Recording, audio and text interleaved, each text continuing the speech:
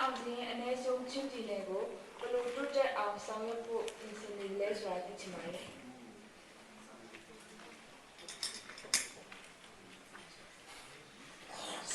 ဆယ်အောင်ချက်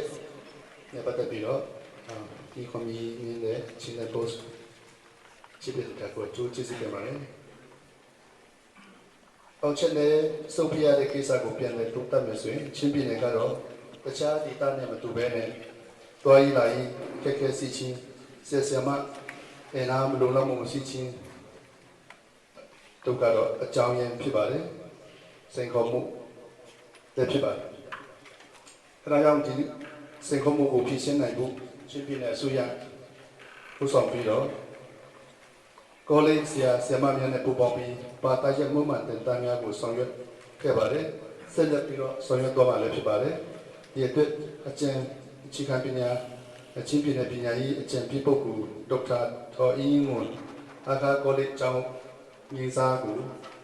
ကတာဝန်ယူပြီးတော့ဒီအစိုးရနဲ့လက်တွဲပြီးတော့ဆောင်ရွက်ဖို့ဖြစ်ပါတယ်ပြည်နယ်အစိုးရအနေနဲ့လည်းပဲလိုအပ်တဲ့ထောက်ပံ့မှုများကိုဆောင်ရွက်သွားမှာဖြစ်ပါတယ်ပြီးတော့စာချုပ်ဝဲများကိုပြုလုပ်ခဲ့ပါတယ်ဒါလည်းပဲဆက်လက်ပြီးတော့စာချုပ်ဝဲကိုထပ်မံဆောင်ရွက်သွားဖို့လိုအပ်ပါတယ်စာချုပ်ဝဲတွေမှာလိုအပ်တဲ့ဒီဇယ်ဓာတ်ဆီများကိုအချင်းဒီမှာလည်းပံ့ပိုးခဲ့တယ်လို့ဆက်လက်ပြီးတော့ပံ့ပိုးသွားမှာဖြစ်ပါတယ်ဆက်မပြီးဆုံးတဲ့ဒေသများမှာကြီးရွာများမပြီးဆုံးတဲ့ဒေသများကကြီးဆက်မများကိုစုစည်းပြီးတော့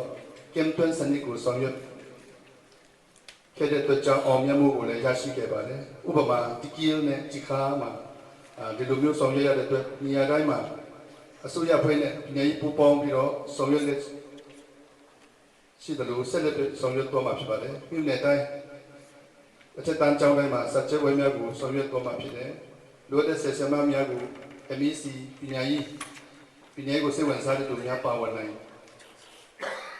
ဖို့ကျွန်တော်ဖိတ်ခေါ်ဆောင်ရွက်သွားမှာဖြစ်ပါတယ်တကယ်တော့ဝန်ထမ်းတစ်ခုတည်းမဟုတ်ဘဲနဲ့ကျွန်တော်သားသမီးတွေပညာရေးတိုးတက်ဖို့အတွက်မိဘများပါတိုင်တင်များအဖွဲ့အစည်းတီများကလည်းပဲပူပေါင်းပါဝင်ဖို့ကျွန်တော်အနေနဲ့တိုက်တွန်းလိုပါတယ်အောင်ချက်ရခိုင်လုံးနဲ့ပေါ်ပြချင်ပါတယ်ကျွန်တော်2018တုန်းက16.64ရာခိုင်နှုန်း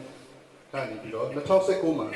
19.59ရာခိုင်နှုန်း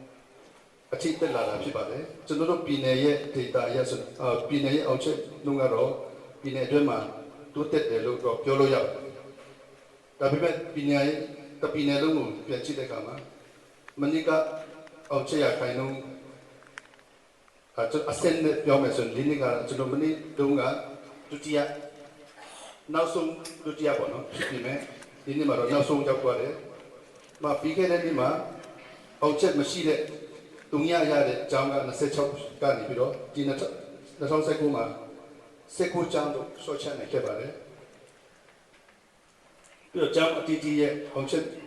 ပြန်ကြည့်တဲ့အခါမှာကံပြီးမြို့နယ်ကလည်းအားနဲ့တီးပြီးတော့ကျန်တဲ့ကျောင်းဒီမှာအနေချင်းတိုးတက်လာတာတွေ့ရပါတယ်။အဲဒါကြောင့်လည်းကျွန်တော်တို့ဒီလာ30စနစ်3ရက်ကိုမြို့နယ်ပြည်မှုများနဲ့တွေ့ဆုံပြီးတော့ဆရာလိုချက်များမြို့နယ်တွင်းမှာရှိတဲ့အင်အားများကိုကြည့်ပြီးဖြည့်စွက်တဲ့ဟာကိုဖြည့်စွက်ပြီးတော့ကျွန်တော်ဆောင်ရွက်ဖို့စီစဉ်လက်ရှိကြောင်းပြကြလိုပါတယ်